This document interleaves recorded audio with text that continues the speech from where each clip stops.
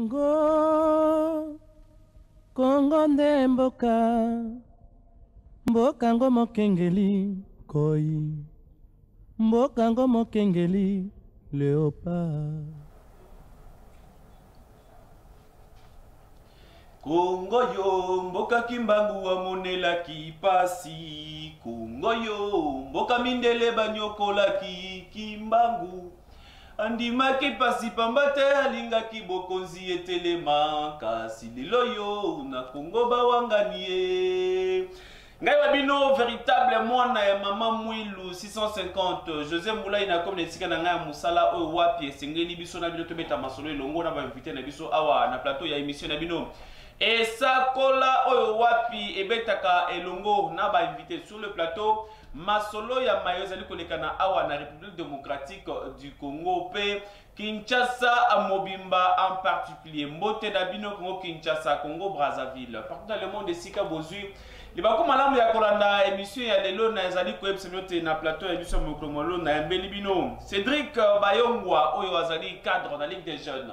Il y a éveil de conscience pour le travail, pour le développement du travail. Et c'était parti à mon amboka. Honorable Balama Genkolo Boniface. Ok. Ouazali deuxième personnalité, Ouazali troisième personnalité.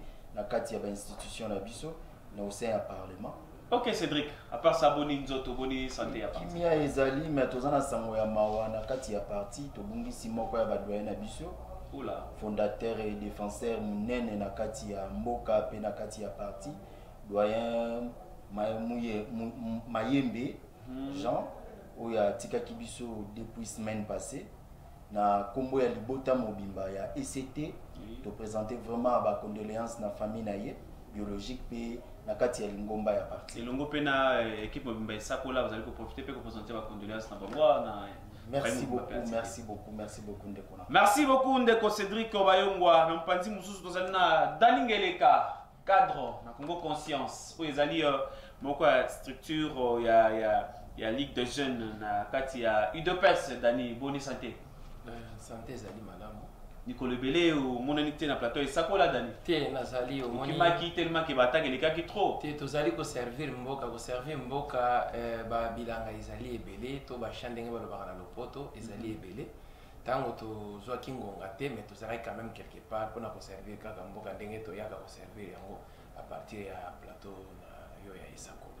Merci beaucoup Dani Ngeleka. Kasi ya mboto kota na mozindo ya émission émission mokolo mwalelo quelques informations sengeli boyeba que donc Kinshasa Congo na minute depuis hier na pourquoi mouvement ekomaki simba kanga ekuna combien auto mutu na mutu komaki na to na ndenge donc dépréciation esalemaki franc congolais donc dollar mokolo le but déjà bato banda ko changer komaki tina ba 15 donc dollar ikitaki makasi na kati ya émission tokobeta masolo le monde va inviter na biso concernant ce point là ndenge dollar esili kokita dossier ya Congo Airways boyeba ko mokonza mboka kala minute azali kotinda ba inspecteur oyo ota konomé dernièrement bakota kuna kote ba cheke batala nini eza na kati ya kolekana na dossier ya Congo Airways ndenge moko na dossier ya Transco ba entreprise wana eza déjà en faillite eza ya kokufa mabe makasi donc on mboka sengeli basala quelque chose pour na ba société wana bisona bino awa na plateau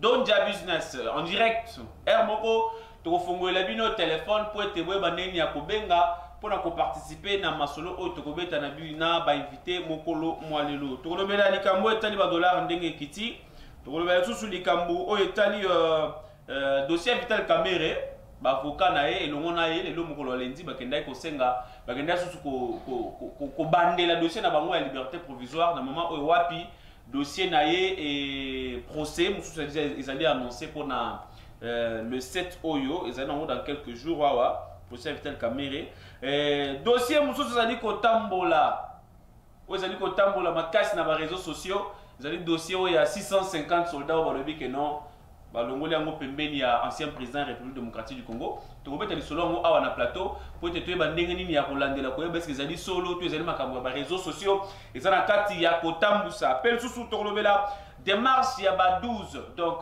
bandeko oyo basangani elongo na ba député elongo na ba ancien ministre pour na kosala démarche kosenga réforme il y a une loi organique où ça dit que ça a été commission électorale nationale indépendante seni na mukuse et au kana kosala musala na yango et on a invité national plateau to kobeta masolo wana elongo. Alors mon mboka Cédric Bayongwa musala qui marche il y a soutien na ba institution lelo dollar ekoi dollar ekiti ils allaient réussite pour Nabino.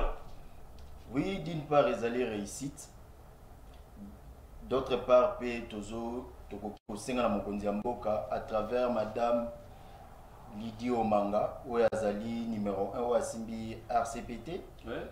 Ameka ko éclaircir biso na eloko moko ya mukie o nga lelo pe nazalaki interpeller consciemment. Dollar ekiti. Toyebi bande bona biso batekaka na ba cabine ya téléphonique ba ebisaka biso basombaka crédit par rapport ya mbongo babengi dollar. Oui, oui. Mais lelo eloko ezoko qui était biso beaucoup plus dollar ekiti to moni mois variation ya taux kotom sous ces ali na 7 kotom sous 6 kotom sous 15.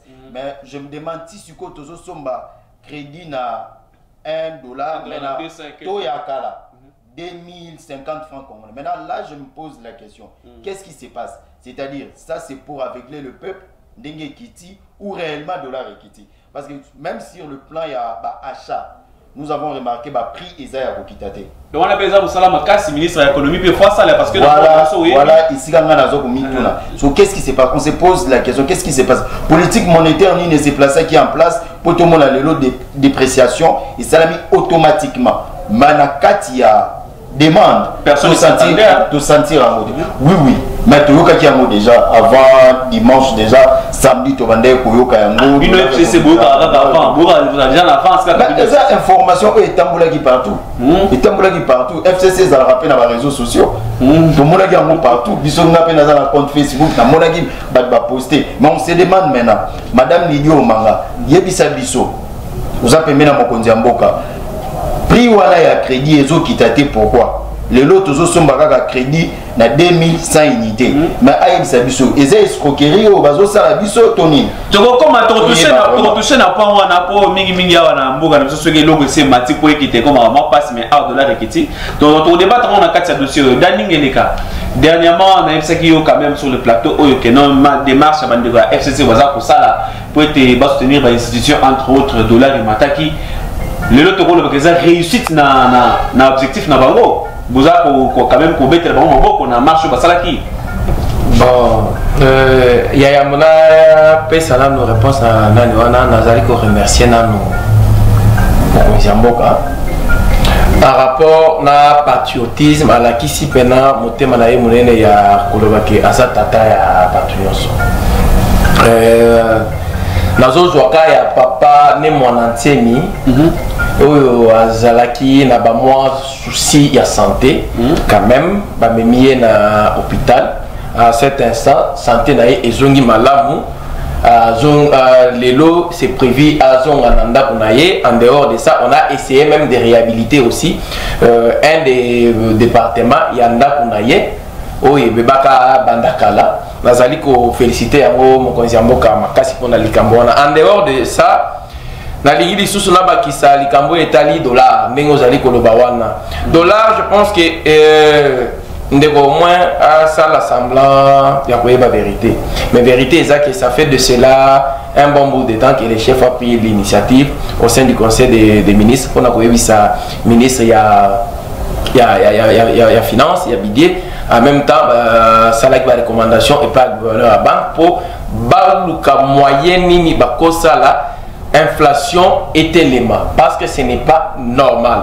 C'est comme ça na politique et chef wana ndinga pesa qui déjà modo ils ont travaillé. Ça fait de cela aussi 5 jours si je ne me trompe pas qu'on nous disait toujours les dollars il y aura baisse, il y aura baisse, il y aura baisse. Mais tellement que biso ba congolais en grande partie tomé ça na toza ba tu évangile à Thomas. Mais ils ont peut-être quand même condamné parce que les dollars depuis 2004 bande banda ko mata. Si les lois étaient qui t'attendent. Mais c'est ce que je sais qui passe pour avec Fatih tout est possible. Avec Fatih l'impossible n'est pas au rendez-vous.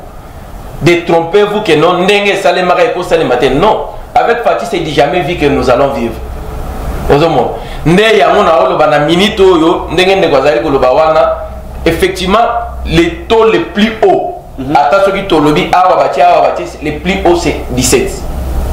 Bon, je n'aimerais pas dire que j'ai fait les tours de la ville. Le Longo quand même la 22. Et le Longo de 22 à 17.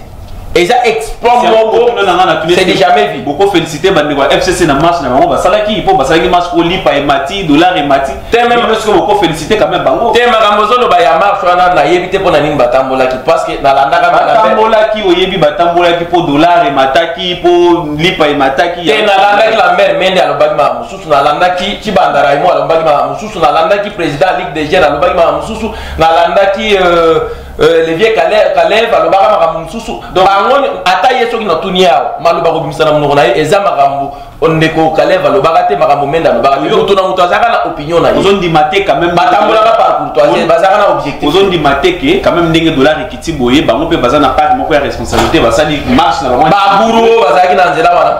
Et non, rien à voir dans ça. Bango baza ba mécontent de l'eau baza ko tambolela. Ils voulaient que pouvoir des bango ils se sont des mécontents en rapport avec les nominations au Tagi Kobima. C'est ça vraiment. Ayo dollar ndenge kiti boza ka Fachi Beton. Là ba on tona gouvernement azaki na kati. Non, ezaka ba député bato ba benga ba kasik. Mais ba faisait na on pas na yo. Mwana mboka Cédric bande ko botika na ko benga siko na bi na otikela bino temps o boko benga to ko beta masolo mo tuna ba question na bino mokolo ba ko le kan direct mais pour l'instant to beta na masolo ba invité Cédric Bayo. Et logo merci beaucoup et logo na ki ko yebisa ndeko na ngala mpanzi. Nous sommes encore des partenaires, nous sommes en coalition. Tant que tozalaki na balabala to lobaki to yeko soutenir les institutions dollar et Kita Vio to moni et bandaki ko mata échanger. Mais tant que déjà dollar est quitté, c'est quelque chose à applaudir dans la FCC. Tout tambola qui pona yango, tout tambola qui pona toi appuyer l'institution. Tout linga qui harmonie est au sein des institutions. Pour appuyer institution, na photo, il y a Joseph Kabila ou à la institution, à la mais sans photo, sans effigie à chef de l'État. Zala na tolérance, ça parmi ba principe ya démocratie. Zala na tolérance. Tant que lobby to tamboli na effigie à autorité morale à aujourd'hui ezali Joseph Kabila Kabange. Et qu'on dérange nani. Il faisait partie des institutions. Donc pour répondre à tes il faisait partie des institutions. Il ne fait pas partie des institutions. Il faisait partie des institutions. Le lot peut pas aller institution. Non, il n'est pas. Le lot pas aller institution. Non, non. N'hésitez pas non. S'il vous plaît. On comprendre institution ezali nini. Na kopesa autant ya ko répondre. S'il vous plaît. Ozo comme ma biso na système ya débat ya ba personnification. Ngana zalaka d'accord te.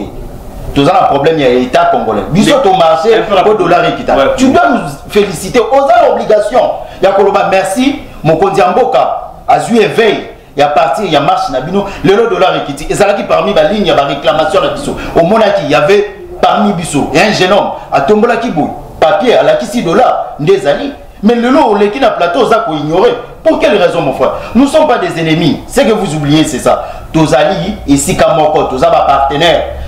C'est pela na likambuto salaki pombo ketambola malam koyate oganga to menda lobaki loko mususu mwana mboka Cédric bino pe pendant 18 ans dollar etikala okitata e mataka e banda mataka ndeko na ngai dollar e banda e komata président Fachi aye dollar e mati problème il y a dollar il faut ko expliquer peuple dollar e mataka pourquoi économie na biso ezali basée ndengeni. C'est ça le problème. Au Canada, le lolo Ekiti. Je ne souhaite pas. Lobby sous mouvement moké ko salama. Dollar et mati. Il faut comprendre premièrement. Pour Nini, ils ont matin. Dès qu'on a les politologues, ayebi le pourquoi dollar et mataka. Dépréciation à monnaie, ayebi. Ayebi nyon soana. Il faudrait chercher comment expliquer le peuple. Un non ko sala vagabondage et langage. Ou ya kolobater. Tant na bino dollar ezalaki boy tant ya président nini dollar etikala ko kita te dollar etikala ko kita dollar ekita lobande bozala ba ignorante. Nous avons fait du travail boye pe ko travailler on va travailler ensemble na polémique itende ko ngai éviter polémique to pesa na ba idée to kabulande ba makanisi to ko sa peuple te faut pas être ignorant de Bolanga Dani. Merci beaucoup Ndeko Dani. Est-ce que tu peux espérer quand même na ko kita biloko pe na wendi ndenge dollar ekiti boy politique na bino ezali bonu ministre de l'économie akasi abandubola aolanda yo pesa etoli nini po biloko ekita na wendi Mutuna malam vraiment tu peux ça mais il faut il faut pas tromper les peuples. Ne pensez pas que nous sommes dans un pays où il n'y a pas la race humaine, il n'y a que des animaux. Non, il y a des hommes, des fois qui sont plus intelligents que vous et moi. Hein? Le fait que vous ayez dit que c'est parce que vous avez pu marcher qu'il y ait baisse yato. Mais écoutez, vous racontez vos vies comment? Un peu rapidement, pouvoir non se combattre la présidente de la République, s'il vous plaît, la chef du quartier, s'il vous plaît, s'il vous plaît, Dani, s'il vous plaît, la politique qui n'a une question, on répond à la question. S'il vous plaît, s'il vous plaît. Tout le plateau, sinon pas trop, c'est une technique, émission ici. Tout le monde a diriger émission. Si on a une question, on répondre à la question un peu rapidement pour te gagner temps, s'il vous plaît. Merci. Par rapport à Mutuna Nayo, certes, au moins na minute le taux le plus haut c'est à 17. Il y a une certaine précipitation. Précipitation mongo ezali na makambo ya taux. Mais d'ici 48 heures, nous aurons la stabilité yato. C'est à partir de la stabilité wana ata soki ministre alingi siko a convoqué. Ezala batu ya APTC oyo bazali ko s'occuper na ba réseau. Ezala batu oyo ya ba pétrolier, batu ya ba mapa, batu ya ba commerçant nyonso, ba entrepreneur nyonso. Il faut azala na paix na taux fixe de sorte que ezala te ya sololi le loboye lobikuna et bonwani. Mais d'ici 48 heures, on aura un taux stable. C'est à partir de là que le ministre pourra carrément discuter avec ces gens-là pour automatique. Et puis ce qui n'est pas aussi à oublier, est seulement que l'économie est détenue par les privés. Privé n'a jamais causé risque il y a qu'on perdre. Alors on a eu net syndicaliste mais je parle rien d'autre que la vérité. Vérité, normalement, il faut 48 heures pour si ma discuter na ministre, parce que trop certain que dollar y a solo equity. Mais ce qui est certain, dollar equity paye pour matater. Ça a été déjà annoncé par les économistes les plus éminents par rapport à Makambezaï pour Salima. À partir de la banque BCC, Banque centrale du Congo, parce que déjà la politique na bango, mais il y a d'autres qui vivent déjà fruit autres alliés. C'est pas du blague, les alliés sous la spéculation, c'est du vécu. Tout à fait, tout en reconnaissant aussi moi effort bandeko FCC Basala qui a vous félicitez quand même Ndeko Cédric. Mon gars n'a félicité mon Kondiamboka. C'est-à-dire à suivre qui marche na biso avec l'intention nyonso. Aux réponse par rapport à dossier à crédit. Oui, mais et l'autre oya lobby ezalaka tout ce que lobby ezalaka automatique mon frère là il se trompe. Pour dollar tango equity directement il faut mona ke biloko equity mbala moko. Oyo etikali lapsi ya temps oyo je ne sais pas ce qui est ça ya mwana na lobby na éviter ce qui est ça escroquerie ndembazo sala peuple petit peuple ou qu'est-ce qui se passe pour ndenge zali ya biloko faut qu'il a pendant un moment oh to sombi crédit oh il fallait to somba mona 1700 francs mais le but clairement on a 2000 ministre moi 500 wana ceux qui paient 300 francs na biso wana likolo mais bazo profiter na mona 48 € ya lobby. C'est la mission. Mais les Cambodgiens quand même a raison parce que le il est na Kasavubu, tous ils a 16. Ceux qui na Willery, tous ils a ceux qui 16 et demi. Ceux qui na Lemba, ils a ceux qui 15, ceux qui combien. Donc chaque commune, chaque coin montre ça na ton en dégué. Donc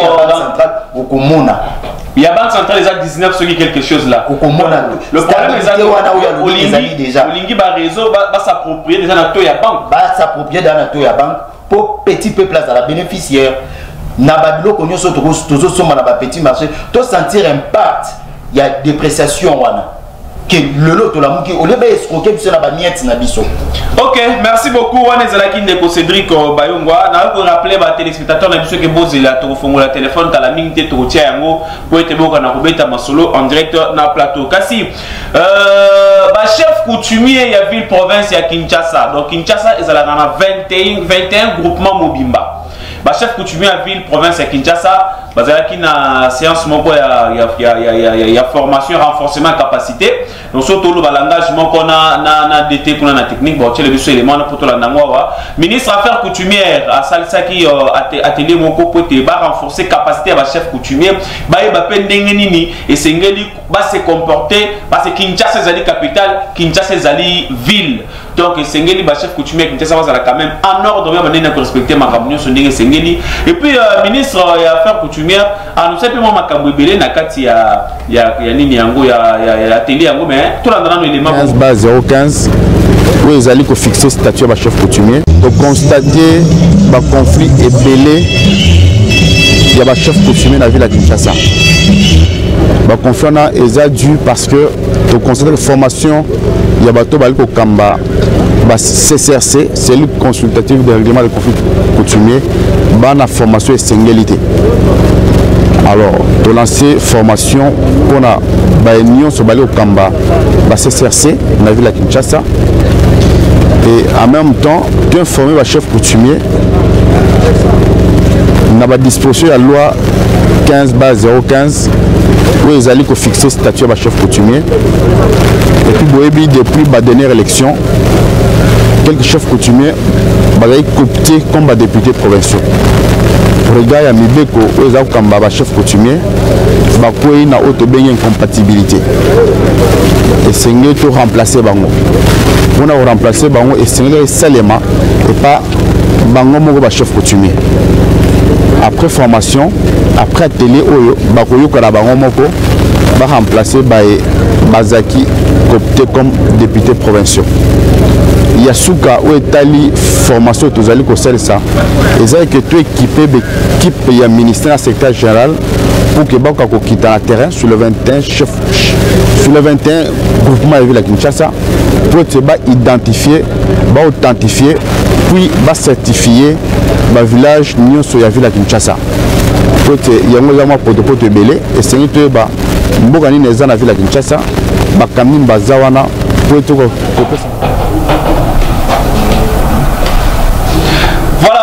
Kolanda Erol Michel Vunzime ya wazali ministre délégué de l'intérieur mazali chargé à faire coutumière denga zali koluka ko recadrer quand même ba chef coutumier ya ville province de Kinshasa et puis procédure oyo et autant la il faut tant pena Congo mobimba denga annoncer yango donc ba chef coutumier bazala na kati ya CCRC c'est oyo ezalaka chargé à ko régulariser ba conflit oyo mona na kana ba chef coutumier et c'est ngili basala basala ba mondenga c'est kasi pe we ba ka annoncer ki li sous construction ya musée national pour garder biloko ya bokoko le bokoko ya RDC bikeko bilamba ba chef coutumier wana biloko tout ezali ko sala valeur ya culture ya mboka na biso et là bon on se salue vraiment vous allez vraiment très rentable sur le plan nini économie ya mboka parce que ba bandoro ya ko tala na RDC ba nini ezala nini bikeko ba coutume na kuna ezala ndenge nini tant bandoro ya ko visiter ba biloko bon na musée et kozala bien makasi et ko ça quelque chose na trésor public. Félicitations à son excellence Erol Michel Mvundi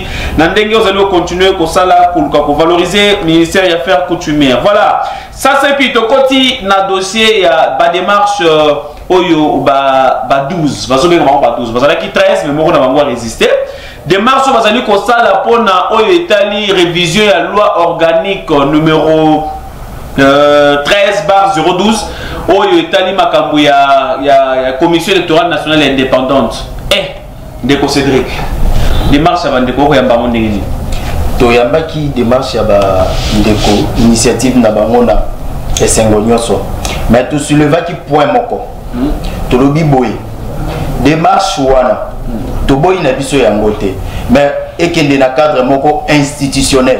Il faut la débattre au sein des institutions et à la libanda des institutions. Ndenge tu évoques qui. Tout le baki ce qui est ça na katia des institutions, nous allons participer activement et positivement. Tout boya qui initiative moi na te mais ezala ndé na katia des institutions. Peut tout téléméli et locaux. Ce qui initiative wana ezali na tendance à retarder processus électoral. Biso to boya. Toboya ki yango 2023 biso nyo sotobi to kende na ba élection to boinde initiative wana e balusa lisusu calendrier électoral to lingi yango te mais soki eza débattu concernant ba réforme il y a la commission électorale indépendante. Mais est-ce que Bandeko a monté quand même que Bazan a raison? Parce que jusque-là, même composition à bureau, on dit qu'ils allaient composer à 13 membres, 6 on a bureau, 7. Au moins, Bazan a raison, il y a des marches. Il y a des marches. Quand même, maintenant, fichier électoral, démarche na bangote. Toko initiative na bangote. Mais il faut seulement au sein des institutions. Dans les institutions, la question c'est la débattie. Ils allaient à l'Assemblée nationale. Il y a une session parlementaire en septembre. Toko ici et vous allez parmi les dossiers que vous traitez à l'ordre du jour. Toko débattre au sein de l'institution, mais il y a une institution de Tolingité. Donc, il y a une révision, peut-être l'article que nous avons soulevé dans la Constitution. Pas parce que vous avez catégoriquement, mais tout nimi yango. Tout le binde tout débattre au sein des institutions. Il y a une valeur à la démocratie. Tu peux débattre les lots qu'on a balabala. Non, tu peux débattre quand il y a une institution en Boka. Parce que au soulever le mot très important. Le monsieur qui est allé dans les cannes ici à Koluga pour pousser tes élections ça atteint en 2023. Monsieur Toboy. Bino Boboya. Toboy. Mais Toboy. Na kati ya démarche sur les appels à député monsieur ya FCC bazana kati. Bande comme tout ya FCC bazana kati ça va tout zwana. To et là ko bosobo sana l'opinion ils ont comme liberté à monde. Mais bazali mais biso na kati na biso o lisanga to sanga ni bango bazaba législateur eza parmi misala na bango ba initiative eza parmi misala na bango mais to lobinde e kozala debati libanda te bakoya na kati lokola o ya biso bande kwa FCC baza ba yebi ya après nyo sona to koya na kati ya Assemblée nationale to débattre yango biso nyo selongo na bande ko na biso to yeba solution nini to trouver eza initiative ya bien to boya ngote mais to teleminde loko moko élection ko poussa mandete bino bako mo teleminde élection to lobinde élection ko poussa mandete ko mettre sur l'élection on to komi atana 2023 te na to komi atana 2021 te ezaka biso moko te biso moko te to mettre l'élection au sang malonda azala qui déjà préparé pour la élection non mais non voilà ça normal les bonga qui bureau ya seni ba déjà petit à petit eza petit à petit mais to lobinde likanisi ya batu o bazako kanisa élection ko poussa ma non to ko sel élection ma pona mirozana 2023 mwana mboka daningeleka démarche ya ba 12 mabeto malam boyambia moni na Congo conscience en fait démarche wana c'est une démarche normale. Nous sommes dans une démocratie. C'est un fait normal qu'un fils du pays ou un groupe de fils du pays base initiative et qui n'a le lengemo pour viser révision constitutionnelle qui peut se faire autour de plusieurs articles, sauf l'article 222 qui est intouchable. En dehors de ça, le sous réforme et CENI, on a déjà, c'est quelque chose où ils ont réuni volonté presque il y a Batunion, sauf il y a FCC. Bango baza d'accord na révision constitutionnelle, il y a CENI. Nazolo Bango en connaissance de gospel, ça fait de cela 11 mois où Christophe Lutundu a déposé déjà proposition de loi naïe. Oizo le la réforme ya seni batigala ko débattre na ngote ndeba institution et azali ko le belake ba discussion wana et ça au sein des institutions mais on a amené une loi une proposition de loi pour na makambo ya seni et pour na réforme na makambo ya seni batigala ko le belake ya ngote na yebite institution zo le belake eza institution nini en dehors de ça ba lingi lisusu na makambo ya kopesa ba orientation en ce qui concerne proposition à la loi électorale mais il faut bailler baka déjà parce que dans le groupe j'ai vu il y a aussi certaines têtes il y a MLC parce que ça date de longtemps il y a MLC et ça dialogue nous savons comment est-ce que ça finit. Lorsqu'il y a dialogue, c'est tout le monde qui va poser son problème. Donc, comme on a, il y a MLC, Babimi, OT, Bisso, candidat à Bisso, Hazard partant, vous devriez revoir la loi électorale. Je sais c'est pourquoi il y a cette rubrique-là. Et Zalipona, il y a MLC. Mais nous ne devrons pas oublier que nous avons ratifié dans les chartes, il y a CPI. C'est-à-dire, nous devons respecter nos engagements. Respecter nos engagements veut dire nous devons savoir bien que loi internationale, il y a des institutions OYO, en partenariat, ils ont primé sur la loi nationale. On ne doit pas faire des choses pour plaire aux individus. Mais est-ce que mais démarche quand même la manière manœuvre pour retarder l'élection. Mais voilà la lobby boy. Likanisi na monité na rêve nini. Nenga lobby na lobby yango atangi mutute. À cause de la loti na ye, à cause de la makanisi na ye. Nous sommes dans une démocratie, la liberté de penser et des opinions est garantie. Il ne peut que dire ce qu'il pense, mais il n'a pas doigté quelqu'un pour dire que non, groupe d'individus, auto-individus qui gagnent, élection ezala reportée. Non, ce n'est pas dans la logique de mon parti. Ozomon, wana zolo banaye eza ko banga soki ezali kutu na bato ba ali ko banga mingi ke élection ezala lelo, ezali nde bango. Ozomon, bato tout baza d'accord dissolution et assemblée et mon sauf bango parce que bah yebi que bah cause à la bango réalité bato bako banga élection bah yebani ezali bat misusu te bango moko c'est ezali kaka ko gala ndoki azali awa ndoka ndoki azate ye moko ndoki.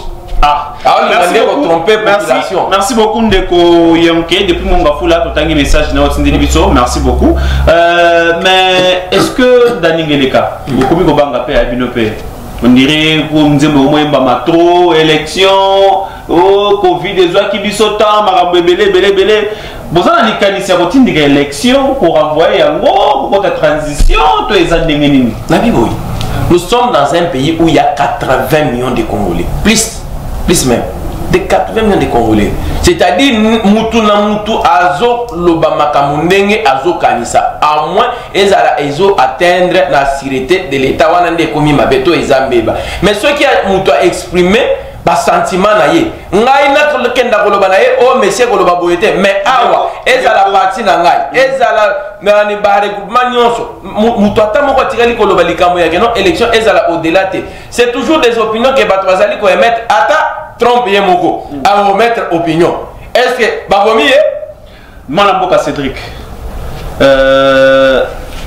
élection Bungani c'est en 2016 et Salamata vous savez qu'on a 2018 suite il y a la contrainte et Monanaki mais les gens comme Koyemba que Tolingi 2023 élection à la 2023 élection à la Bozo Bangani.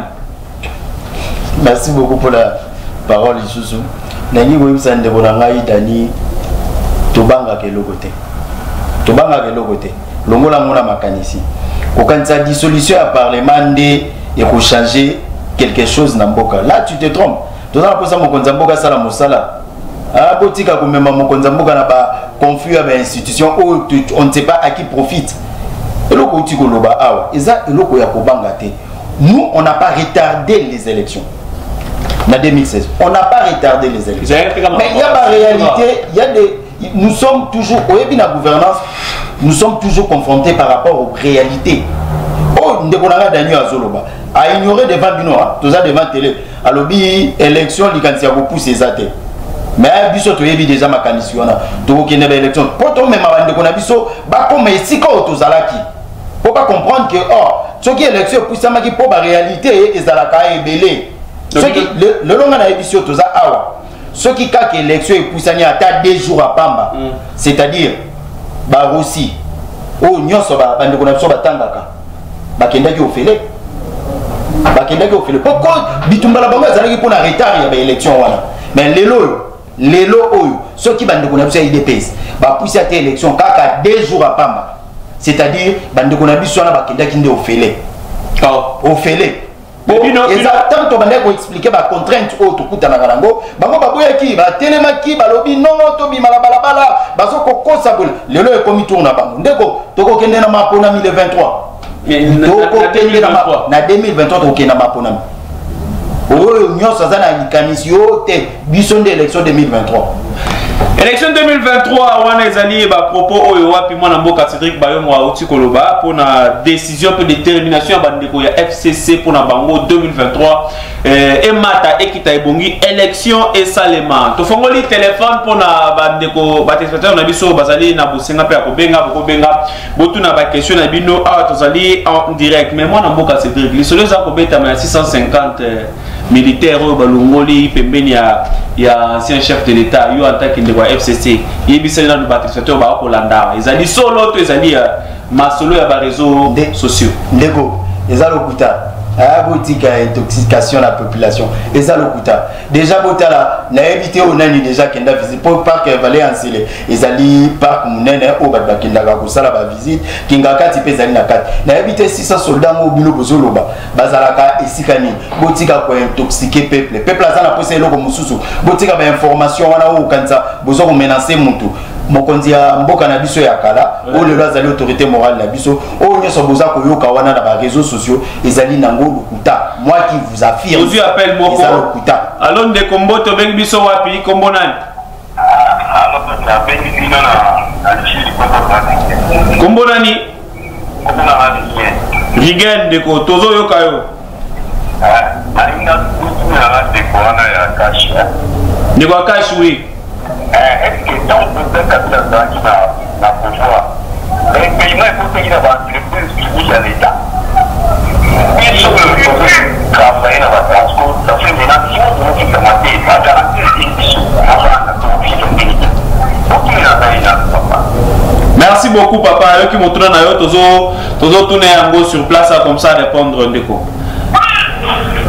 moi na mboka dani olobi tango président Kabila azalaki na pouvoir est-ce que un paiement ezalaki na ba entreprise publique lelo bandeko transport baolela bandeko ya Congo RS baolela bino boye na ba paiement ndeko atuni motuna bonsoir nazali ko kabola pasi nayo nengo uchikolo bake bozali impayé na ezali ko sala pasi parce que mututa wa salaka il faut pena alia mais na yebite ngonga nini ozwaki musala na Transco ou bien au Tchiko ya mikolo ozu musala ya de cela 5 motos avant 2018 aux Akapo avant 2018 on avait déjà connu ce genre de situation na Transco en dehors ya yango bato basala pe grève continue un instant ndeko zala musika na téléphone na télévision na yo poto to sola malamu mbote obengi biso wapi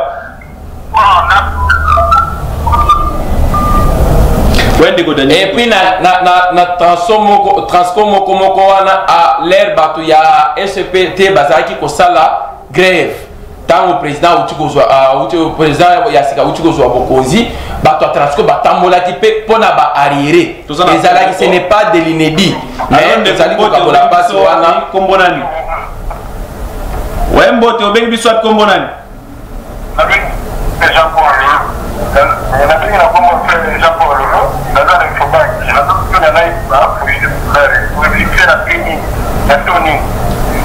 pardon bandela mutuna na yo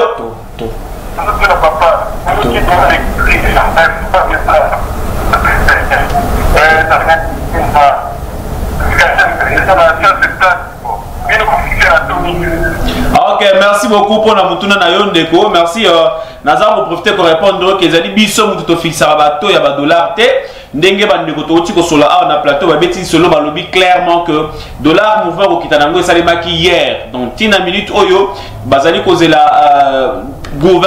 banque centrale ko fixer to na yango gouvernement ko instruire banque centrale bo ba ba ndeni ko fixer to moko ko ete ba biso ko na ko appliquer to yango donc ezali ke malembe to zela dans 48 heures to fixe ko zala oyo ko yebana na bipai nyonso allo mbote ndeko obengi biso wapi pe kombonani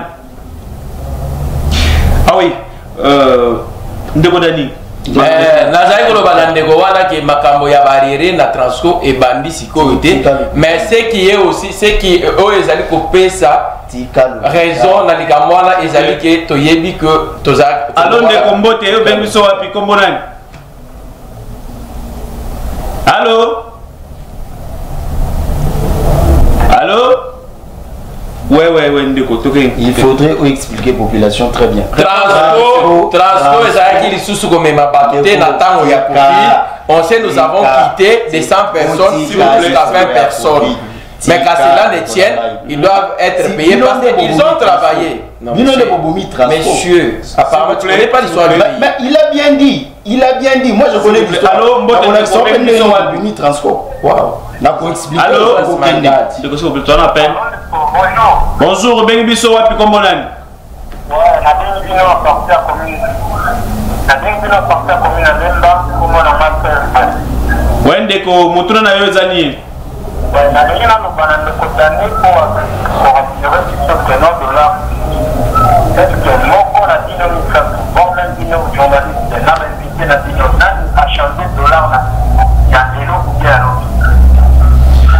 Ok, merci beaucoup Ndeko pour nous nayo. Naza ko rappeler que ba dollar ici et qui depuis hier, ngai mo na son nombre hier, j'ai changé dollar na to ya 15.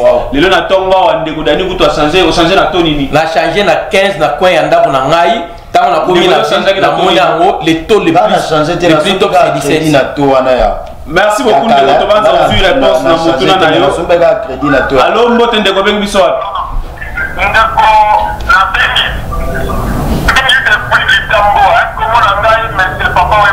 Oui, monsieur Papa Wemba.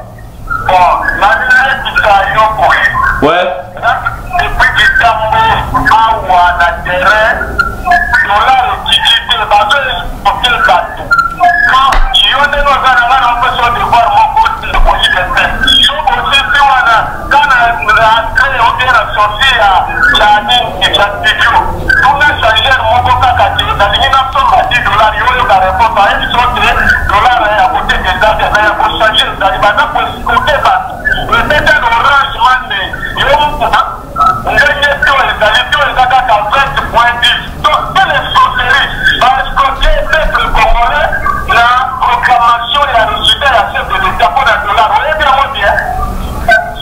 Tozolanda yo Ndeko.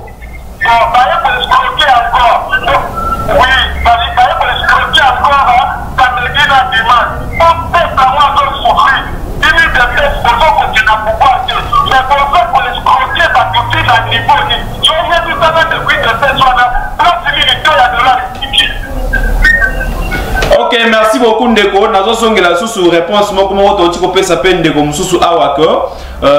Depuis hier bandeko ba changer ba mbongo bisika na bisika mutuna point na ye muto changer ki mbongo na to oyo ezalaki na point na bango ngai na changer ki na to ya 15 ya changer na to ya 15 donc esengeli na l'état ba autorité ba ko landa le kamongo ce que ezali ya solo et dollar ekiti ba ko na confirmer ngo sur le média officiel que to ekiti bapo batobe bandenge nini ya ko vivre malamu tokotambola lisusu pona yango bobanga te wende ko dani.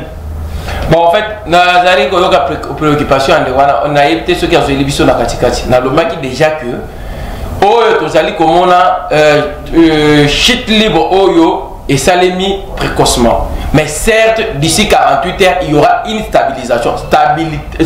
Alors, Ndeko, il y a tout fixe. Ouais, Ndeko, le biboni. Tozolanda yo.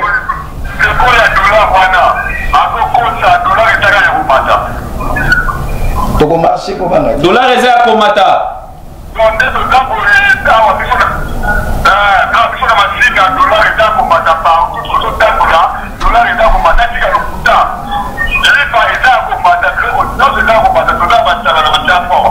Merci beaucoup Ndeko pour l'intervention na yo. Toko marché pour la moto qui bino. Biso to tambola rande pour la bongo. To komi ko kende na suka mwana mboka Cédric moi eloko na bande ko loba pona Ndeko na Dani. Ndeko il faut ebeloko moko bobomi transfo. Bobomi transfo ndenge nini? Tango tozalaki na 2005, 2015, 2014, 2013. Boko sali ma marche na bino au lieu de la marche pacifique pour s'attaquer à la bisi à Transco. En oubliant que bis wana ezali entreprise publique, il y a l'État. Allô? Ezali il y a bisoté. Allô, Ndeko s'il vous plaît. Bokomi babisi nyonso na mabanga na kotumba na banini et lelo boko senge entreprise wana les entreprises à transport et tambolara monsolo nango eutaka soki biso wana ebimi ezongi eye na monsolo mais bino bobomi babisi soki babisi ezalaki 500 bino bobomi déjà 300 na mabanga na kotumba mais boko tsaki bandeko grève et lelo boko tsila boko ozokoka ko expliquer yango te expliquer ndenge bobomaki babisi ya transport na mabanga na kotumba na kobeta ba chauffeur. Allô, Ndeko Mboto bengi biso wapi? Na bengi na sisi. Wendeko. Na papa José. Wendeko tozoka. Rapidement tokomi na suka émission. Soki na bengi pona. Allô. tokomi na suka ndeko loba mbango tozoyoka yo. Moto ya FCC azoloba makambo ya baélection bayoka quand même chose na 2010 bazoate 2011 bazoate 2018 bazoate trois vingt baélection on dirait bazoate bango bazoa élection bazo FCC ayaka on distraire bazoata apeso ya kati bato. Merci beaucoup mwana mboka pour l'intervention na yo. Oui, ndeko tokomi presque na suka ndeko moi le bamuke pona yo pour to clôturer. La lingi na ndeko na merci beaucoup na motuna. Tozwa quitté na 2006, tozwa quitté na 2011. To mbapel ya suka bon te mandeni a continuer mission na biso. Allô ndeko mboto beng biso wapi? Alors on a fait biso de monsieur Feli, on a fait biso depuis Tomina Katabo. Ouais ndeko Feli tozolanda yo.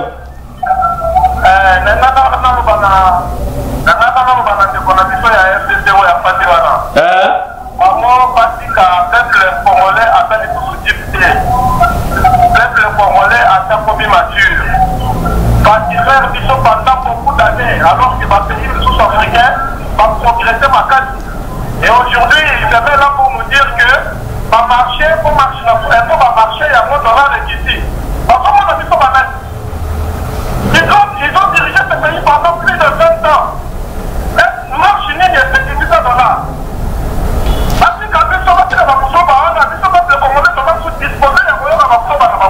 Merci beaucoup. Merci beaucoup mon amboka pour l'appel na yo. Merci beaucoup.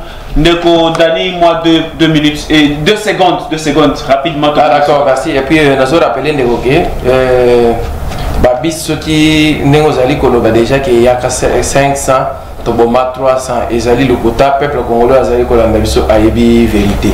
Et puis ba manifestation nyonso o esalema na Transco ezala koleka na ba média ezala ba top Congo ezala ba RTNC ezala koleka déjà ba tout ba yebi vérité yo zala eloko o koko sa ba tout neti yo ndo la télévision yo moko tondo ba vérité yo moko. Et donc on a lingina ba sa suka ezali ke bato ba zali kolobela makambo ya dollar effectivement ekiti. Pas seulement équité que le bapete que non ekomata non bientôt il y aura la stabilité partout bateau bazana posa ya kokenda kozwa dollar nato ya kokita bakokenda pe kozwa nato ya kokita wana jusque là c'est justement que bato bazali kobanga bazali kondimate parce que ba mesana te komona dollar izo kita ba mesana komona kaka ezali komata tango bande kona biso bazali ko gérer kala bazali ko sala ba planche habillée baka bela basi basomela ka bana merci beaucoup avec tout est possible Cédric Suka donc na suka émission na biso sakola ya mokolo mwalelo en tout cas bino bato zelo ko benga bo ba édition ya mercredi na 16h vous aurez rendez-vous na biso to ko ya mabapel na bino to ko sona bino to beta masolo na o etel kaka actualité oyo makamba ba dollar makambo ya ba démarche ya ba 12 on va continuer à échanger sur le même dossier le mercredi to ko pesa zo sous invitation na bande ko na biso ko te ko na ko participer na émission ko te baneni à continuer yango ensemble na bino merci na Clément Amianda merci na DT Verdict, merci na Ndeko Charles, merci na Ndeko Grâce, bangonyo so basala ki musala makasi awa na équipe ya Esakola. Merci beaucoup to pesi mbote na Feli Mbwebwa, to pesi mbote na Rachel Mbulai, Rachel Kaiba, to pesi mbote na batunyo so baza kolanda biso partout. Base ya Busumelo na Kasavu buto bosala binote, bino batu bokumisaka, bino batu bolanda ka bopesa katoli na émission Esakola ke de toujours liboso kaka ndenge to subsaka. Mayangani na biso ndenge zalaka okombo atata ya mwana Péani Mosatu. Voilà, merci Bissola Bino Tokuta de l'édition Zaniko ya Mikolo Liboso. Oh là.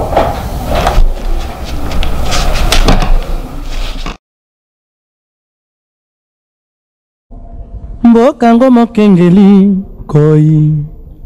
Mbokango mokengeli léopard.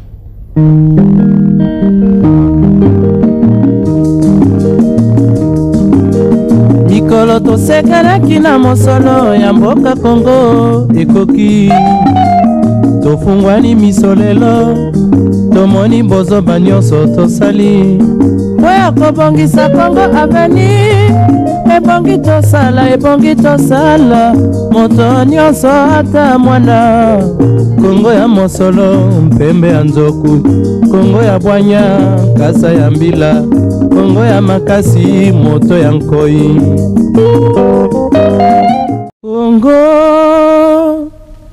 Kongo nde mboka, mboka ngo mokengeli koi, mboka ngo mokengeli Léopard.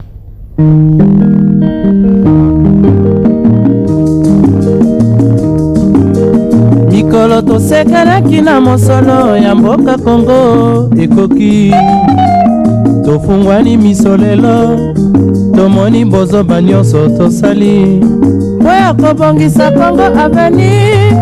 Ebongi tosala moto nyonso ata mwana. Kongo ya mosolo mpembe ya nzoku, Kongo ya bwanya kasa ya mbila, Kongo ya makasi moto ya nkoi.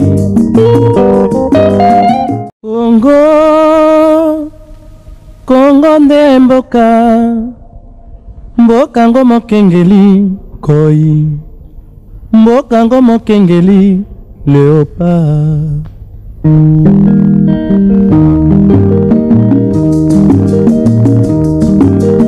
Mikolo tosekanaki na mosolo ya mboka Kongo ekoki, tofungwani miso lelo, tomoni bozoba nyonso tosali po ya kobongisa Kongo aveni. Ebongi tosala moto nyonso ata mwana. Kongo ya mosolo mpembe ya nzoku, Kongo ya bwanya kasa ya mbila, Kongo ya makasi moto ya nkoi.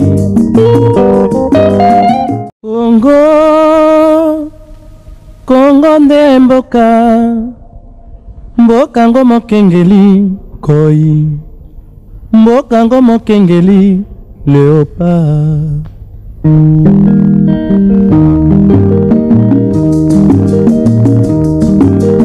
Mikolo tosekanaki na mosolo ya mboka Kongo ekoki, tofungwani miso lelo, tomoni bozoba nyonso tosali po ya kobongisa Kongo aveni.